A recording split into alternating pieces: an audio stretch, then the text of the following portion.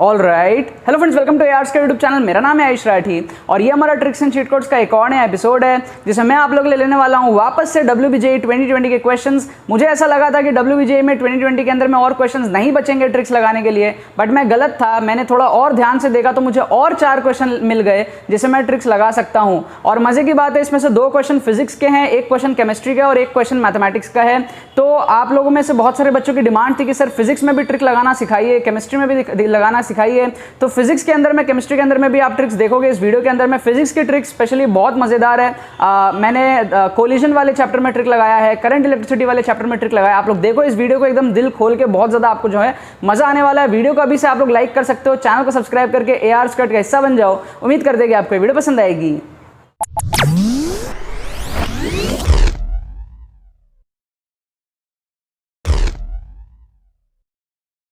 तो देखो यार, यहाँ पर मैंने आपके सामने 4 क्वेश्चन लिया है WBJE 2020 का। यहाँ पर मैंने फिजिक्स के भी क्वेश्चन उठाए हैं, केमिस्ट्री के भी क्वेश्चन उठाए हैं। बच्चों की डिमांड आ रही थी और भी सब्जेक्ट्स के ट्रिक्स बताइए, but to be very honest maths में जितने ज़्यादा ट्रिक्स लगते हैं उतने फिजिक्स केमिस्ट्री में नहीं लगते हैं। तो जितने हो पाएंगे उतने ही मैं उठाऊंगा, ज़बरदस्ती नहीं उठाऊंगा। आप लोगों को मिसगाइड करने का मेरा कोई यहाँ पर प्लान नहीं है। तो यहाँ पर कुछ क्वेश्चन मिले मुझे 2020 के जिसमें ट्रिक्स लग रहा है, जैसे कि ये वाला क्वेश्चन है वेबजी का, फिजिक्स का क्वेश्चन है, कोएफिशिएंट ऑफ रेस्टिट्यूशन से रिलेटेड है, इसमें ट्रिक लग रहा है, मैं आपको बताऊंगा। यहाँ पे दूसरा क्वेश्चन है केमिस्ट्री का, इसमें ट्रिक लग रहा है, हम तुक्का किस तरीके से मार सकते हैं उसकी मेथड मैं आप लोगों को बताऊंगा। तीसरा यहाँ पर हमारे पास में इलेक्ट्रिसिटी का क्वेश्चन है, करंट का, उसमें बहुत बढ़िया तुक्का लग रहा है, यहाँ पर बहुत बढ़िया ट्रिक लग रहा है इसमें, तो मैं इसको आपको बताऊंगा। और ये एक क्वेश्चन मैथ्स का मैंने और उठा लिया है। तो टोटल आपके 4 क्वेश्चन यहाँ पर हो जाएंगे। पिछले एपिसोड तक मैंने आपके टोटल 20 मार्क्स बढ़वा दिए थे वेबजी 2020 के। इस एपिसोड के बाद मैं 4 मार्क्स और बढ़ा दूंगा, मतलब कि आपके 24 मार्क्स मैं बढ़ा दूंगा ट्रिक्स एंड चीट कोड्स के बेसिस पे, जिसमें से मैथ्स के 21 मार्क्स होंगे सिर्फ और सिर्फ मैथ्स के सेक्शन से। तो एक बहुत बड़ी बात है। फिजिक्स केमिस्ट्री वैसे इजी आता है, मैथ्स में थोड़े से बच्चों के लगते हैं WBJE के अंदर में, जिसमें मैंने 21 मार्क्स फ्री फोकट के आपके बढ़वा दिए। अब ध्यान से देखो इन सारे ट्रिक्स को, आपको बहुत ज्यादा मजा यहां पर आने वाला है। सबसे पहला क्वेश्चन आपको बोल रहा है tennis ball hits the floor with a speed v। एक हमारे पास में क्या है, फ्लोर ले लो है ना, at an angle theta with the normal. एक आप हमारे पास में नॉर्मल ले लो, ये एंगल आप क्या करो, थीटा ले लो। अब हमको बोल रहा है if the collision is inelastic, inelastic collision है। अब ये इलास्टिक, इनइलास्टिक, परफेक्टली ये सब आपको आना चाहिए, बेसिक थ्योरी आनी चाहिए, क्योंकि ट्रिक्स लगाने के लिए भी आपको थोड़ी सी थ्योरी पता होनी चाहिए। कोएफिशिएंट ऑफ रेस्टिट्यूशन की वैल्यू आपको ई दी हुई है, ई आपको दिया हुआ है भैया। What will be the angle of reflection, मतलब कि जो एंगल ऑफ रिफ्लेक्शन है थीटा डैश, वो कितना होगा। तो अब हम यहां पर ट्रिक ये लगाएंगे कि हम E की वैल्यू को 0 लेट कर लेंगे। अगर हम E की वैल्यू को 0 लेट कर लेते हैं, E बेसिकली क्या है, कोएफिशिएंट ऑफ रेस्टिट्यूशन, मतलब velocity of separation upon velocity of approach. अब सेपरेशन 0 हो जाएगा तभी E की वैल्यू 0 आएगी, राइट। इसका मतलब कि ये जो है भिड़ने के बाद में ऊपर नहीं आएगा, इधर निकल जाएगा। देखो क्या होता है, आपको मैं थोड़ा सा शॉर्ट में समझाता हूं। तो ये जो आपकी स्पीड थी, ये जो आ रहा था इस तरीके से, इसके 2 कंपोनेंट है, एक वर्टिकल कंपोनेंट और एक हॉरिजॉन्टल कंपोनेंट। तो जो हॉरिजॉन्टल कंपोनेंट है वो तो एक तरीके से क्या है, कंजर्वेशन ऑफ मोमेंटम है, वो आगे के आगे निकल जाएगा। और जो वर्टिकल कंपोनेंट है, अगर E की वैल्यू 1 होती ना, तो जिस स्पीड से आया उसी स्पीड से जाता वापस, तो ये इस तरीके से रिवर्स हो जाता। तो आपका वेक्टर रिजल्टेंट ऐसा आता, मतलब थीटा इक्वल टू थीटा हो जाता, angle of incidence equal to angle of reflection हो जाता।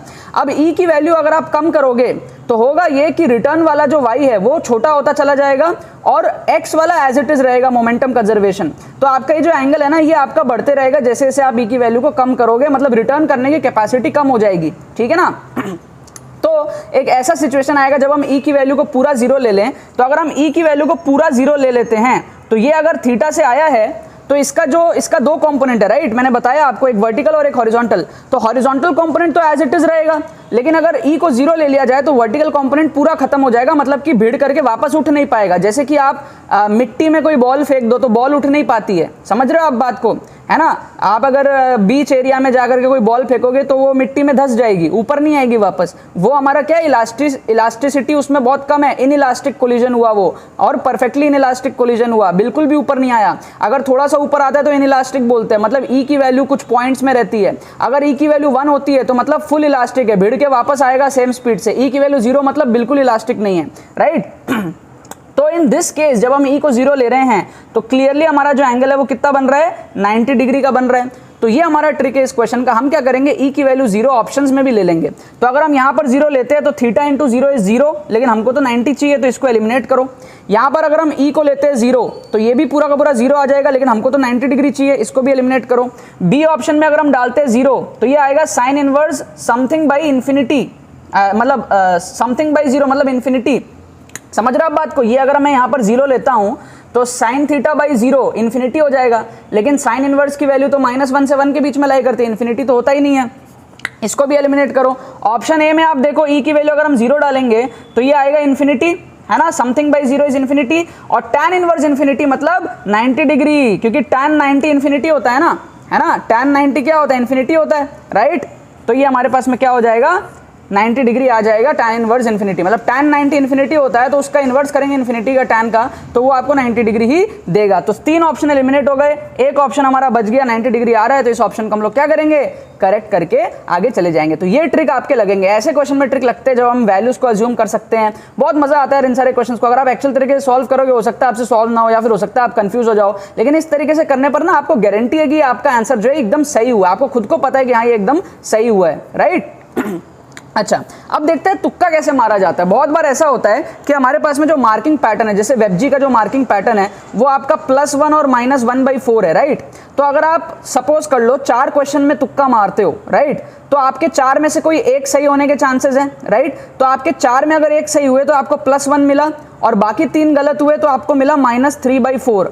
तो आपको +1 हुआ और -3/4 हुआ, तो ओवरऑल आपको +1/4 ही हुआ। इसीलिए जब भी आपका ऐसा मार्किंग पैटर्न हो +4 -1 का, या फिर +1 -1/4 का, आपको तुक्के मारने चाहिए, क्योंकि आपके ये मार्किंग पैटर्न में ही फ्लॉ है। अगर आप 20 क्वेश्चन में, सपोज आपका जेईई मेन का एग्जाम है और आप 20 क्वेश्चन में तुक्के मार रहे हो, तो 20 में से आपके 5 सही होंगे, राइट। और जेईई मेन का पैटर्न क्या है, +4 -1, तो 5 सही होने के 5 4 20 मिलेंगे, और 15 फिर गलत होगा, तो 20 - 15 + 5, मतलब कि तुक्के मारने से भी आपको पॉजिटिव स्कोर मिलता है इस मार्किंग पैटर्न में। तो वेबजी में भी यही मार्किंग पैटर्न है, तो आपको ट्राई करना चाहिए, आप तुक्के मार के आओ, छोड़ के मत आओ, राइट, क्योंकि हर 4 में से एक भी सही होगा तो भी आप पॉजिटिव स्कोर ही लेकर के आओगे, राइट। और अगर आप तुक्के मारने की थोड़ी प्रैक्टिस कर लो, ये ट्रिक्स एंड चीट कोड्स की प्लेलिस्ट अच्छे से देख लो, तो आप और ज्यादा सही कर लेते हो, राइट। अब तुक्का कैसे मारे, देखो बिल्कुल भी हमारे पास में क्या है, इस क्वेश्चन को सॉल्व करना हमको नहीं आता, अगर आता हो तो कर लेना सॉल्व, ठीक है। अब आप अगर ऑप्शंस को देखो ध्यान से, तो आपको एक ऑप्शन दिखेगा 2.188, एक दिखेगा 4.376, एक दिखेगा 1.094, और एक और दिखेगा 2.188, मतलब कि 2 ऑप्शन आपको दिख रहे हैं 2.188 के। तो इसका मतलब इन दोनों में से सही होने की चांसेस ज्यादा है। मैं ये नहीं कह रहा 100% ऐसा होगा हर समय, लेकिन चांसेस ज्यादा होती है, ठीक है। 10 में से 3-4 बार ऐसा ही होता है, राइट। क्योंकि जो क्वेश्चन बना रहा है ना, वो इस तरीके से ही डालता है ताकि आप कंफ्यूजन में आ जाओ, है ना। वो चाहता है कि आपने ये सॉल्व कर लिया तो अब आप पावर के बीच में कंफ्यूज रहो, समझ गए आप, राइट। अब पावर के बीच में कंफ्यूज करने के लिए क्या किया उसने, 3 ऑप्शन दिए 10 पावर 8 के, यहां भी दिया, यहां भी दिया, यहां भी दिया, ये दिया है 10 पावर 9 का। इसका मतलब अब हाई चांसेस है कि ये आंसर नहीं होगा, क्योंकि 3 ऑप्शन आपको कंफ्यूज करने के लिए पावर 8 के दिए हैं। तो हम इसको एलिमिनेट करेंगे, इन दोनों को तो हमने पहले ही एलिमिनेट कर दिया, बचा हमारा आंसर ए। तुक्का मारो, आगे बढ़ो, आपका आंसर सही हो गया, ठीक है। इस तरीके से तुक्का मारते हैं और बहुत बार सही हो जाता है, हर बार सही नहीं होगा लेकिन बहुत बार सही होगा, आपको ओवरऑल नेट पॉजिटिव रिजल्ट मिल जाएगा। अगर आप बहुत सारे क्वेश्चन में तुक्का मारोगे ना सही तरीके से, आपका ओवरऑल स्कोर पॉजिटिव ही आएगा इस मार्किंग पैटर्न में। समझ गए, कुछ भी नहीं किया, ऑड वन आउट कर दिया। जिसने क्वेश्चन बनाया है उसके दिमाग से खेलो, ठीक है। उसने क्या सोचा यार, बच्चे अगर पावर निकाल लिए तो उनको पावर में कंफ्यूज करना है, 3 पावर दे दिया। बच्चे अगर 2.188 निकाले तो उनको 2 ऑप्शन दे दिया था कंफ्यूज करे, तो हमने क्या करा, उसी का लूप होल निकाल लिया, आंसर विल बी ए। उसके दिमाग के साथ हमने यहाँ पर खेल लिया। अच्छा आगे बढ़ते हैं, ये हमारा क्वेश्चन है, बहुत ही फेमस क्वेश्चन है। बच्चे इसमें क्या है कंफ्यूज हो जाते हैं, उनको सॉल्व करना नहीं आता है। इसमें क्या है, इनफाइनाइट सीरीज है, इस तरीके से R 2R R 2R इस तरीके से आपको दिया हुआ है। अब इनफाइनाइट सीरीज है, उसका आपको ए और बी के बीच में आपको इक्विवेलेंट रेजिस्टेंस पूछा है। आपको सॉल्व करना आता है कर लो, मैं मना तो कर ही नहीं रहा, लेकिन अगर सॉल्व करना नहीं आता तो आप क्वेश्चन को छोड़ दोगे। लेकिन अगर आपने अभी मेरी ये ट्रिक देख ली अभी, तो आपको आप कसम ले लोगे अपने आप से कि आइंदा से मैं क्वेश्चन छोड़ूंगा नहीं जब तक मैं ये सब जुगाड़ सोच ना लूं, ठीक है। देखो आपको बहुत ज्यादा मजा आएगा, समझो होगा क्या। बेसिकली आपको पता ही है क्या होता है, ठीक है। हम इस पूरे को x ले लेते हैं, ये बहुत सारा, ये इन्फिनिटी तक है, ठीक है। तो हम इस पूरे को क्या करते हैं, x ले लेते हैं, समझ गए ना। कैसा हम क्या करते हैं, इक्विवेलेंट फिगर ऐसा बनाते हैं कि भैया यहाँ पर आ गया 2R, ठीक है, फिर यहाँ पर आ गया हमारा R, ठीक है, ये हो गया b, और फिर यहां पर हम ले लेते हैं x, इस पूरे को हम क्या करते हैं x मान लेते हैं, समझ गए, इस पूरे को हम x मान लेते हैं और फिर इसको हम सॉल्व आउट करते रहते हैं। अब मैं उसमें नहीं जा रहा हूं आपके पास में, ठीक है, वो करना होता तो फिर वैसे ही कर लेते, ट्रिक की फिर जरूरत ही क्या है।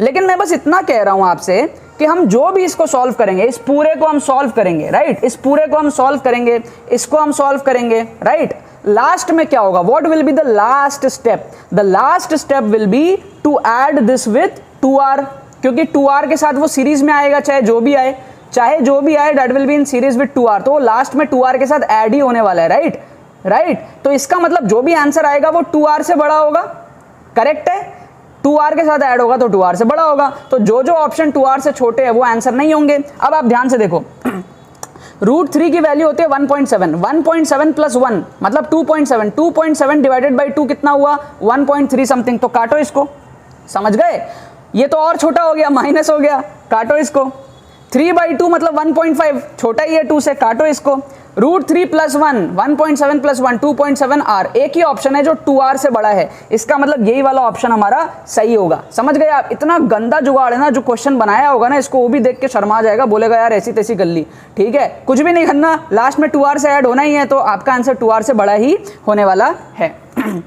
अच्छा, ये एक मैथ्स का क्वेश्चन और देख लो फटाफट से, हमको बोल रहा है ये एक्सप्रेशन है ax² + bx + c, ठीक है, a b c सारे रियल है, has the same sign as that of a, मतलब कि ये पूरे एक्सप्रेशन का जो साइन है वो a के साइन के जैसा होगा, मतलब अगर a नेगेटिव है तो ये एक्सप्रेशन भी नेगेटिव आएगा, अगर a पॉजिटिव है तो ये एक्सप्रेशन भी पॉजिटिव आएगा, चाहे x की कोई भी वैल्यू, हम x की कोई भी वैल्यू ले सकते हैं, ये पॉजिटिव ही आएगा अगर a पॉजिटिव है तो, और नेगेटिव आएगा अगर a नेगेटिव है तो।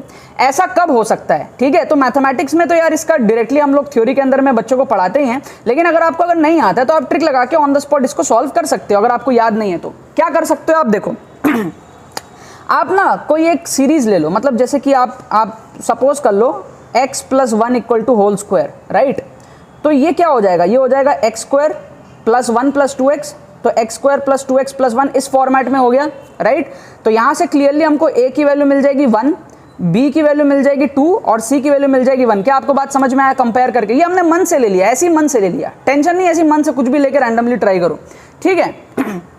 अब एक चीज़ बताओ मेरे को कि इसमें अगर हम कोई वैल्यू डालते हैं तो क्या वो पॉजिटिव आएगा, कोई भी वैल्यू अगर आप डालोगे इसमें, ठीक है, जैसे कि आप नेगेटिव डाल के देख लो, कुछ भी -1 डाल के देख लो, तो -1 डालोगे तो ये x² आएगा 1, और ये आएगा -1 डालोगे तो -2, और ये आएगा +1, ठीक है, तो ये कुल मिला के 0 आ रहा है ना, -2 डाल लो तो -2 डालोगे तो ये आएगा 4, यहाँ डालोगे -2 तो ये आएगा -4 + 1, तो ये आ गया +1, पॉजिटिव में कुछ डालोगे तो पॉजिटिव ही आएगा, राइट, तो हम ये चीज़ देख लिए कि इसमें हम कोई भी वैल्यू डालें, -1 डालने पर ये 0 आएगा, क्योंकि ऑब्वियस सी बात है x - 1, मतलब यहाँ पे -1 डालोगे तो 0 ही हो जाएगा ना, x + 1 का होल स्क्वायर लिया हमने, तो एक्सेप्ट -1 सब में ये पॉजिटिव ही आ रहा है। क्या आपको बात समझ में आ गई, क्योंकि ये होल स्क्वायर है ना, एट द एंड किसी भी चीज़ का स्क्वायर करोगे तो पॉजिटिव ही आएगा, तो ये x + 1 का होल स्क्वायर है तो पॉजिटिव ही आएगा, और हमारा जो a का वैल्यू है वो भी पॉजिटिव है, इसका मतलब ये गिवन कंडीशन को तो सेटिस्फाई कर रहा है। अब हमको दूसरा चीज़ जो है चेक करना है, वो ये है कि b² -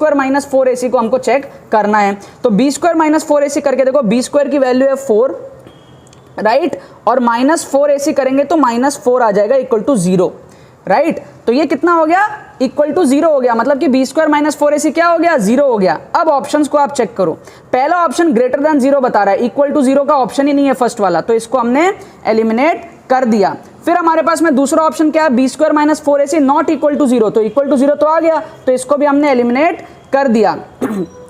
अब ऑप्शन सी में हमको <= 0 बोला है, तो इक्वल टू तो उसमें है। ऑप्शन डी में बोल रहा है B and C have the same sign as that of A, तो ये हमारा सेम साइन भी है, राइट। तो अब सी और डी में से हमको एक ऑप्शन एलिमिनेट करना पड़ेगा, क्योंकि ये सिंगल करेक्ट का आंसर है। अब हम क्या कर सकते हैं, x + 1 का होल स्क्वायर ले लिया, इसी तरीके से x - 1 का होल स्क्वायर भी तो ले सकते हैं, right. We can also take x - 1 का होल स्क्वायर। अगर हम ये लेते हैं तो हमको क्या मिलेगा, हमको मिलेगा x² है ना -2x + 1, ये मिल जाएगा। तो हम कंपेयर करेंगे तो a की वैल्यू क्या आएगी हमारी, 1 आ जाएगी, b की वैल्यू हमारी क्या आ जाएगी, -2 आ जाएगी, राइट, और c की वैल्यू हमारी क्या आ जाएगी, 1 आ जाएगी, राइट। अगेन ये भी जो है हमेशा पॉजिटिव रहेगा, क्यों, क्योंकि हमने होल स्क्वायर लिया है। एनीथिंग टू द पावर मतलब किसी भी चीज़ का आप स्क्वायर करोगे तो वो पॉजिटिव ही आएगा। सिर्फ आप अगर यहाँ पे 1 डालते हो, अगर आप यहाँ पे 1 डालोगे तो ये 0 हो जाएगा, अदरवाइज ये पॉजिटिव ही आएगा, आप कुछ भी डालो, राइट। तो अगेन ये कंडीशन को सेटिस्फाई कर रहा है, हमारा ए भी पॉजिटिव है और इक्वेशन भी पॉजिटिव आ रहा है, चाहे एक्स की कोई भी वैल्यू हो। क्या आपको बात समझ में आ गई, राइट। अच्छा, सिर्फ वो एक 1 डालने पर 0 आ रहा है, अदरवाइज जो है पॉजिटिव ही है, ठीक है। अच्छा, अब आप समझना बात को, यहां पर हम चेक करते हैं यही सेम चीज b² - 4ac को।